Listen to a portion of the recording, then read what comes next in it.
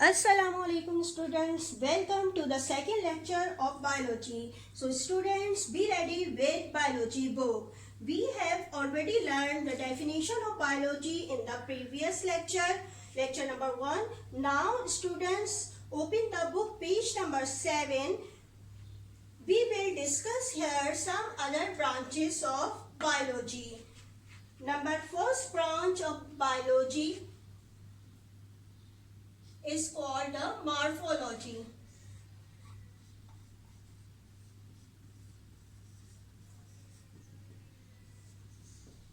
The definition of the morphology is the branch of biology which deals with the external structure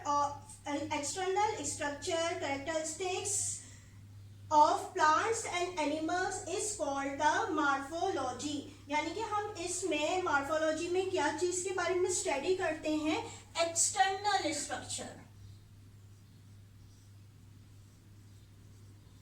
किसके external structure? यानी living thing के, means plants और animals के बारे में external structure. For example अगर हम देखें कि प्लांट्स की बात की जाए एक्सटर्नल स्ट्रक्चर, तो उसके क्या लीफ की शेप क्या है, उसका साइज स्मॉल है या लार्ज है, या स्टेम कैसा है उसका, स्मॉल है या लार्ज है या थिक है, उसके बारे में हम देख रहे हैं. यानी कि हमें एक्सटर्नली जो चीजें नजर आ रही हैं प्लांट्स की, उसके फ्लावर क्या है, उसका कलर क्या है, तो ये उसकी मॉर्फोलॉजी के बारे में हम यानी कि स्टडी कर रहे हैं. या अगर हम एनिमल की तरफ आते हैं तो एनिमल्स में भी है सारी मुख्तलिफ कैटेगरीज मौजूद है. आप देख रहे हैं कोई एनिमल्स ऐसे हैं जो कि धारी, जिस तरह फिश की बात की जाए पानी में, तो उसकी बॉडी कैसी है, उसकी बॉडी के ऊपर अगर स्केल्स मौजूद हैं, उनका कलर्स क्या है और उनकी जो है उनका साइज क्या है, ये तमाम चीजें जो आप पढ़ रहे होते हैं उनके साइज के बारे में, कलर के बारे में, इनके जो एक्सटर्नली आपको नजर आ रहे हैं, चाहे प्लांट हो चाहे एनिमल हो, इसके बारे में जो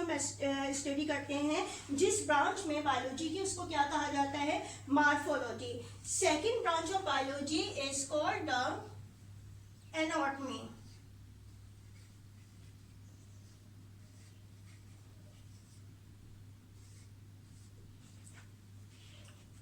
और ये जो तमाम ब्रांचेस मैं एक्सप्लेन कर रही हूँ, ये प्लांट्स, एनिमल्स या माइक्रो ऑर्गेनिज्म भी इंक्लूडेड तमाम के लिए आती है. यानी कि जो प्रीवियस लेक्चर में हमने पढ़ी थी वो से मैंने आपको डिस्क्राइब की थी दो ब्रांचेस, मेन ब्रांचेस, बॉटनी और जोलॉजी. यानी कि बॉटनी में हम प्लांट से रिलेटेड और जोलॉजी में हम एनिमल से रिलेटेड पढ़ते हैं. तो वही तमाम जो होती है, अगर हम अदर ब्रांचेस बायोलॉजी की करें तो इसमें मॉर्फोलॉजी, इसमें प्लांट और एनिमल दोनों के लिए. और आप इसी तरह मैं सेकेंड जो डिस्क्राइब करने जा रही हूँ एनाटॉमी, ये भी प्लांट और एनिमल दोनों के लिए ही है. एक अगर इसकी डेफिनेशन के बारे में पढ़ेंगे कि इसकी डेफिनेशन क्या होगी एनाटॉमी की.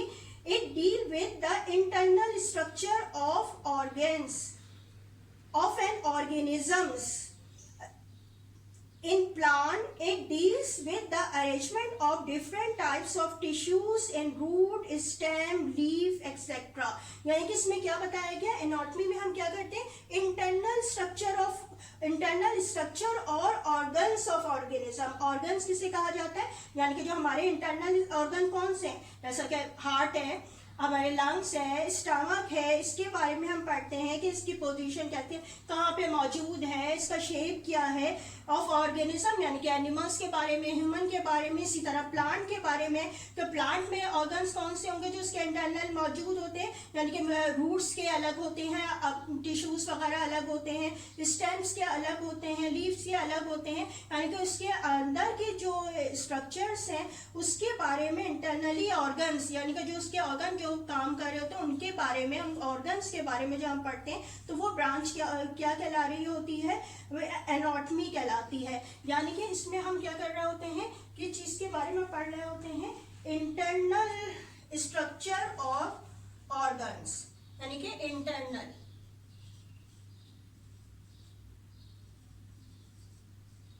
ऑर्गन्स के बारे में. Third branch will be discuss here histology.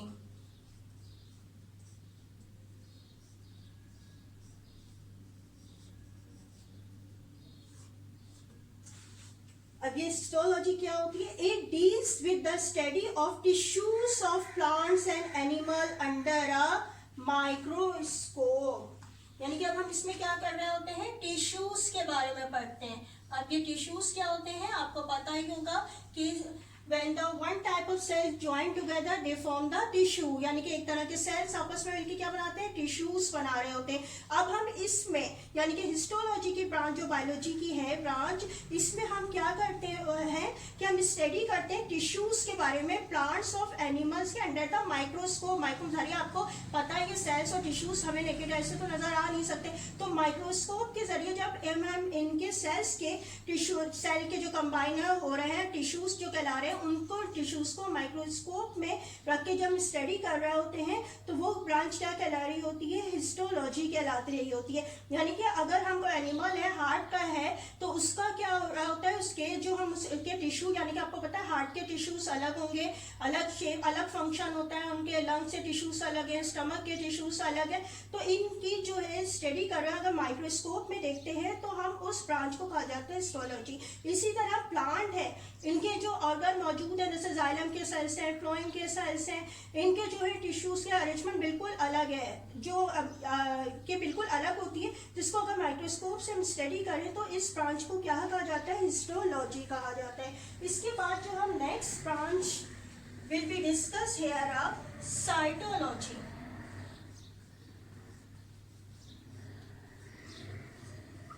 Cytology, another name of cytology is a cell biology.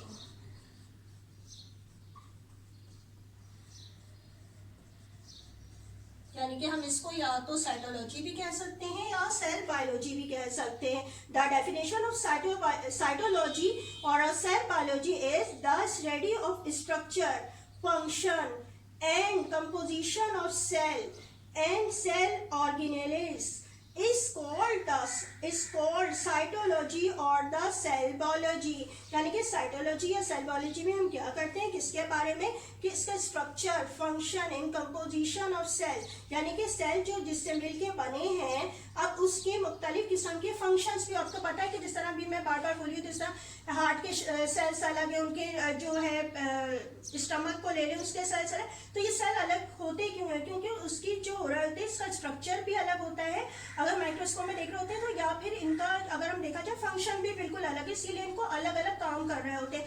तो उसके बारे में यानी कि सेल्स का क्या काम कर रहे हैं, उनका सेल की शेप क्या है, उसमें क्या न्यूक्लियस तो मौजूद है ही, उसमें जो है मुख्तलिफ ऑर्गेनेल्स मौजूद हैं, जैसे कि ऑर्गेनेल्स क्या होते हैं, आप आगे जो आपका आएगा लेक्चर्स उसमें आप पढ़ेंगे, तो उसमें क्या होते हैं जैसे कि माइटोकॉन्ड्रिया है, नाम सुना होगा, गोल्जी बॉडीज है, ये सारी के सारे जो ऑर्गेनेल्स मौजूद होते हैं इसके बारे में पढ़ना और उसके फंक्शंस के बारे में पढ़ना कि ये सेल जो मिलके बना है, यानी कि अगर हार्ट का है तो इसमें कौन कौन से सेल है, उनका शेप क्या है और उनका जो स्ट्रक्चर क्या है, अगर हम इसके बारे में पढ़ रहे होते हैं, सेल्स के बारे में पढ़ रहे होते हैं, तो वो ब्रांच जो कहला रही होती है वो क्या कहला रही होती है, साइटोलॉजी कहला रही होती है। यानी कि इसमें स्टडी आप क्या कर रहे हैं, structure, function and composition of the cell, यानी कि आप इसके में किस चीज के बारे में पढ़ रहे होते हैं, सेल के बारे में, एक सेल उसका किस तरीके से है, वही जो है जाके जो है दूसरे जो है सेल्स मिलकर कि एक जगह के सेल्स आपस में कंबाइन होकर जो है वो टिश्यू बनाते हैं, लेकिन यहाँ पे हम जो है वो बेसिकली उनके सेल्स के बारे में पढ़ते हैं। और सेल ऑर्गेनेल्स यानी कि जो उसके अंदर के ऑर्गेनेल हैं, एक सेल के अंदर भी मुख्तलिफ स्ट्रक्चर मौजूद होते हैं, सेल के बारे में आप जो है नेक्स्ट चैप्टर में पढ़ेंगे, तो उनका भी स्ट्रक्चर कैसे होता है उसमें हम ये इस साइटोलॉजी में हम वो एक्सप्लेन करते हैं। Next definition will be describe in this lecture physiology.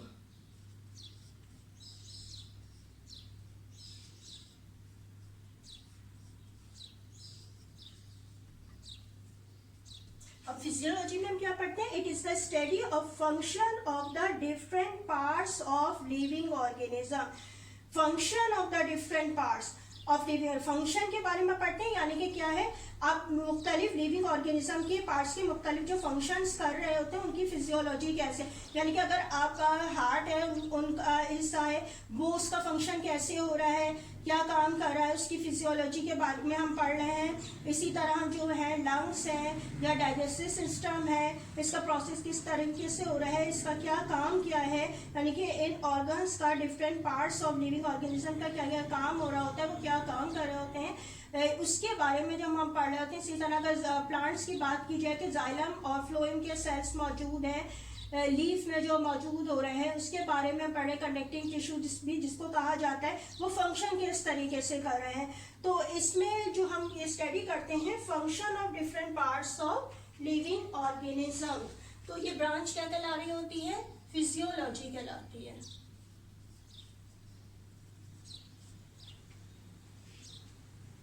And the next part will be study in this lecture is ecology.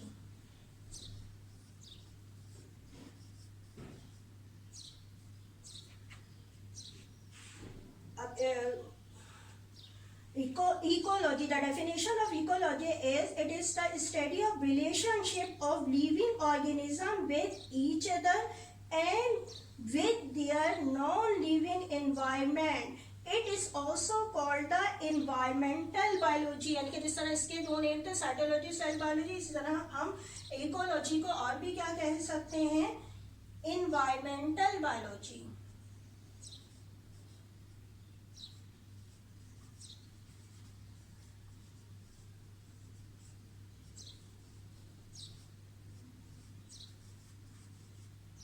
अब इसमें क्या भी मैंने डेफिनेशन आपको बताई थी कि इसमें क्या होता है, रिलेशनशिप ऑफ लिविंग ऑर्गेनिज्म का with the non living each other and with the non living organism, यानी कि कोई एनिमल्स भी जहाँ पे रह रहा है। फॉर एग्जाम्पल अगर मैं समझाऊँ आपको, एनिमल्स का वाला देखिए, जैसे कि फिशेज है, पानी में रह रही है, ठीक है। अब ये जो फिशेज है वो एक ही टाइप की नहीं होती, मुख्तलिफ किस्म की होती, मुख्तलिफ टाइप्स की मौजूद होती।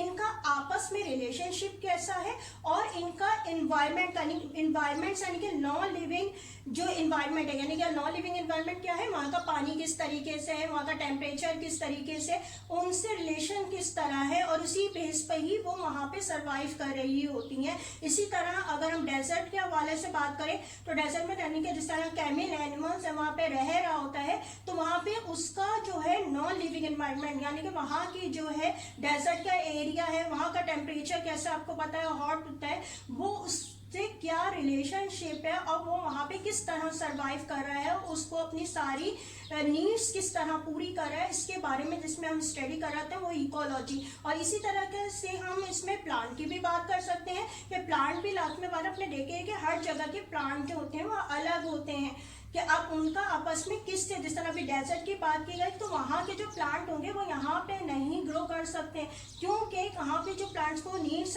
होती हैं, वाटर की नीड है और हमें टेम्परेचर जो है जिस तरीके से वो यहाँ सरवाइव करें वो डेजर्ट के एरिया में नहीं कर सकते। उनकी जो है अलग सी, यानी कि अगर वहाँ के जो होते हैं जैसे कैक्टस का प्लांट है वहाँ डेजर्ट में मौजूद है, तो वो क्या होता है, अगर जिस तरह हम रोजाना वाटर दे रहे होते हैं प्लांट को तो जो ग्रो कर रहा होता है, लेकिन वहाँ पे आपको पता है कि वहाँ पानी मौजूद नहीं होता, लेकिन क्या है उनकी रूट्स इतनी लंबी होती हैं कि वो जो नीचे जमीन के अंदर तक जा सकती हैं और वहाँ से पानी को स्टोर कर लेती है। और उनकी जो लीफ आपने देखा वो किस तरीके से थिक और फ्लैशी होती है जिनमें स्टोर हुआ होता है, यानी कि अगर पानी नहीं भी डेली मिल रहा है तो जब भी वो ग्रो वहाँ पे करे होते हर जगह है, एनिमल्स प्लांट मौजूद होते हैं, लेकिन अपने अपने जो एनवायरनमेंट के लिहाज से वहाँ सरवाइव करते हैं।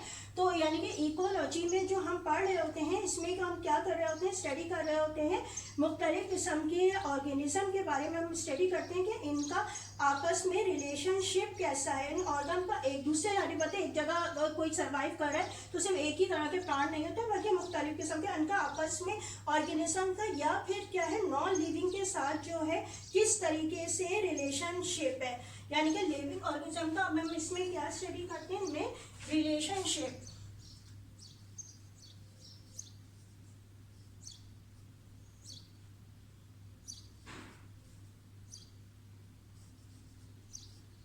किस चीज का रिलेशनशिप के बारे में स्टडी करते हैं, आपके living organism with the non living environment से जो रिलेशन हो उसके बारे में हम स्टडी करते हैं। तो अब यहाँ पे जो है मैंने यहाँ तक कि आपकी जो है ब्रांचेस के बारे में आपको डिस्क्राइब किया। इसके अलावा इसकी और भी मजीद ब्रांचेस है, लेकिन अब मैं जो आपको होमवर्क देने जा रही हूँ, जो आपने फर्स्ट लेक्चर में भी पढ़ा था और जो है आज सेकंड चैप्टर में भी किया है, तो इस होमवर्क के बारे में अब मैं आपको एक्सप्लेन करूँगी। जी, क्लास 9 आपका जो होमवर्क है वो क्या है, पहले तो आप ये क्वेश्चंस देख लें जो आपको करने हैं।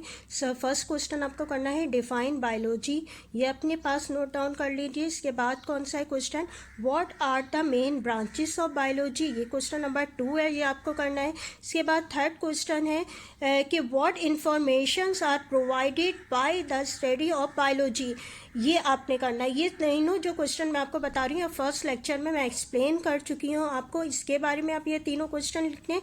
इसके बाद क्वेश्चन 4 है what are the main branches of biology comes common to botany and the zoology। ये जो कॉमन जो बॉटनी और zoology की ब्रांचेस हैं इसके बारे में लिखना है, जो कि आज मैंने आपको कुछ बताई हैं लेकिन ये अभी कंप्लीट नहीं हुआ है, लेकिन जितना हो गया इसके अपने लिखना है। यानी कि टोटल 4 जो क्वेश्चंस हैं ये आपने करने हैं, और ये करने कहाँ हैं आपने कि आपके लूज पेजेस होंगे, शीट्स होंगी, वो ले लीजिएगा और इसके एक फाइल में लगा लीजिएगा और उसमें आप लिखते जाइए जब तक कि आपको स्कूल से प्रोवाइड नहीं हो जाते रजिस्टर्स। तो इससे पहले अब इस कॉपी में आप जो है पेजेस में जो लूज पेजेस होते हैं उसमें आप ये कॉपी डाउन करें। अब इसमें आपने करना किस तरीके से, मैं उसके आंसर्स भी आपको बता रही हूँ, उसमें से कुछ आपने खुद भी लिखना होगा। और जो है जिस तरह फर्स्ट क्वेश्चन तो मैं आपको एक्सप्लेन कर दे रही हूँ कि आपको किस तरह, सबसे फर्स्ट क्वेश्चन है डिफाइन बायोलॉजी। अब ये क्या करना है आपने को, कहाँ से लिखना है, आप जो है अपनी बुक देखिएगा कि बुक में आपको जो है आपका पेज नंबर 3 जो है, ठीक है, पेज नंबर 3 जो आपको एक्सप्लेन कर चुकी है, इसमें आपकी ये क्वेश्चन नंबर 1 का आंसर आ जाएगा। इसका क्वेश्चन 1 जो आपका है, आपको डेफिनेशन ऑफ बायोलॉजी लिखनी है। डेफिनेशन ऑफ बायोलॉजी आपको कहाँ स्टार्ट होगा, ये वाला पैराग्राफ आप देखिएगा, यहाँ पे आपको नज़र आ रहा होगा, यहाँ से आप टिक कर लीजिए कि the word biology is composed of 2 Greek words, ठीक है। बायोस मीनिंग लाइफ, अब सेकेंड लाइन पे आ जाइए, bios meaning life and the logos meaning the discuss, thought, reasoning और in the simply the study. यहाँ तक आपने जो है ये पहले लिखना है ये, और उसके बाद क्या करना है, एक लाइन लीव करने के बाद आप क्या इसकी डेफिनेशन जो बेसिकली बायोलॉजी की डेफिनेशन क्या होती है वो आपने डिस्क्राइब करनी होगी। ये आपकी जो स्टार्ट हो रही है ये कहाँ से हो रही है कि आप यहाँ से देखिएगा जहाँ पे आपने एंड किया है वहीं से उसके आगे से लिखा हुआ है इट इज़ अ ब्रांच। अब यहाँ पे कर लीजिएगा biology is a branch of natural science that deal with the organisms and जो एंड इसके आगे जो है आपका यहाँ पे नज़र आ रहा होगा आपको biology is a branch of natural, biology is a branch of natural science that deal with the organism and different phenomena of life। यानी कि ये इसकी जो है मेन डेफिनेशन है, इन्वर्टेड कॉमास में आप लिखेंगे। आपको किस तरीके से लिखना है, अगर पेज में मैं लिख के भी आपको ये दिखा दे रही हूँ कि किस तरह है कि सबसे पहले आपने क्वेश्चन लिखा, क्वेश्चन नंबर 1 हेडिंग डाली, फिर पहले जो मैंने आपको बताया द वर्ल्ड बायोलॉजी वो आपने इस तरह लिख देंगे, फिर इन्वर्टेड कॉमास में जो डेफिनेशन जो अभी बताई गई है biology the branch of natural science that deal with the organism and different phenomena of life, ये इन्वर्टेड कॉमास में करके जो है आप ये लिख लेंगे तो ये आपका क्वेश्चन नंबर 1 कंप्लीट हो जाएगा। इसके बाद आपने का क्वेश्चन जो मैंने आपको दिया वो क्या है, what are the main branches of biology. अब मेन ब्रांचेस आप ये इसी पेज को जो पेज नंबर 3 है इसी में देखें तो आपको मुख्तलिफ नज़र आ रही होंगी, जोलॉजी, बॉटनी और माइक्रोबायोलॉजी जो आपको दी गई है, ये जो है मेन ब्रांचेस है। अब इसका आंसर जो है वो आप क्या करेंगे अपनी बुक में से खुद से आप लिखिएगा, इसका मैं बता दे रही हूँ तरीका। सबसे पहले धरे क्वेश्चन 2 है तो आप क्या करेंगे, आप हेडिंग डालिएगा मेन ब्रांचेस ऑफ बायोलॉजी, और उसके बाद आप क्या करेंगे कि आप इसको डिस्क्राइब करेंगे main branches of biology. There are the 3 main branches of biology. सबसे पहले आप हेडिंग डाल दीजिएगा, यहाँ पे दी गई हैं, आप पढ़ेंगे तो आप जो समझा भी चुके हैं आपको आ जाएगा, ईजी है। कि बॉटनी के बारे में आप लिखेंगे, बॉटनी की डेफिनेशन क्या है, botany is a branch of biology that deal with the scientific study of plant. फिर जोलॉजी की आप लिख लिखिएगा। zoology is the branch of biology which deal with the scientific study of animal। फिर microbiology भी दी गई है, इसमें लिखेंगे microbiology deal with the study of microscopic organism. ठीक है, ये 3 मेन ब्रांचेस के बारे में आप लिख देंगे तो क्वेश्चन नंबर आपका 2 कंप्लीट हो जाएगा। इसके बाद आपका 3 क्वेश्चन मैंने दिया है कि what information are provide by the study of biology. ये भी फर्स्ट लेक्चर में एक्सप्लेन किया गया था, लेकिन ये भी आप देख लें कि यही पेज नंबर 3 में ये वाली जो मैंने आपको एक्सप्लेन की थी कि हम बायोलॉजी क्यों पढ़ते हैं, ये यहाँ से लेकर नेक्स्ट पेज पे भी है। तो ये इसका आंसर यहाँ पे। तो अब इसमें क्या करेंगे, आपने क्वेश्चन लिखा, फिर हेडिंग डाल दीजिएगा इन्फॉर्मेशन प्रोवाइड्स बाय बायोलॉजी। अब यहाँ से आपने जो ये जो 1 2 3 4 5 6 और 6 पीछे है पेज के, और इसके बाद जो है आपकी 7 दी गई है, यानी कि ये यहाँ तक कंप्लीट हो रही है। तो ये आपने यहाँ से करना है, लेकिन इसमें आपको ऐसे ही नहीं कॉपी कर लीजिएगा, बल्कि इसमें क्या आपको हेडिंग्स पुट करनी होगी। आपको पता है 9th क्लास में बेसिकली आप जो बोर्ड का एग्जाम देने जा रहे हैं, तो जब आप डिटेल में लिखेंगे तो हेडिंग क्लास में ही उसमें ऐड कीजिए जहाँ पे नहीं होती हैं। तो आप ये फर्स्ट जो लाइन आपकी लिखी हुई है बुक में, ये तो आपने लिखना है। इसके पहले जो आपकी हेडिंग्स आएंगी, यानी कि ये 6 पॉइंट्स, तो आप 7 पॉइंट जो है अपने बुक से लिखेंगे। इससे पहले जो हेडिंग्स है वो मैं आपको बता दे रही हूँ कि क्या क्या आपको लिखनी होगी। फर्स्ट पॉइंट में जो आपको हेडिंग लिखनी होगी वो क्या होगी, वैरायटी ऑफ ऑर्गेनिजम्स की। सेकंड जो आपकी हेडिंग होगी वो क्या होगी, existing and the extinct organism. Third आपकी क्या होगी, identification, classification, structure and function. इसके बाद कौन सी हेडिंग होगी, इनहेरिटेंस। इसके बाद की हेडिंग होगी relationship between organism and environment, और लास्ट हेडिंग आपकी होगी इफेक्ट्स की। यानी कि ये आपका क्वेश्चन नंबर, अब मैं कौन सा एक्सप्लेन कर रही हूँ आपको, क्वेश्चन नंबर आपको मैं एक्सप्लेन कर रही हूँ 3 और इसकी हेडिंग्स। ठीक है, अब ये इसको देख लीजिए और इसको कॉपी कर लीजिएगा। जब करेंगे तो साथ में अपने ये जो लेक्चर को भी रखिएगा सामने, तो आपको ये हेडिंग्स मिल जाएंगी। अब ये लिखते जाइएगा और बुक से एक्सप्लेन करते जाइएगा इन सबको।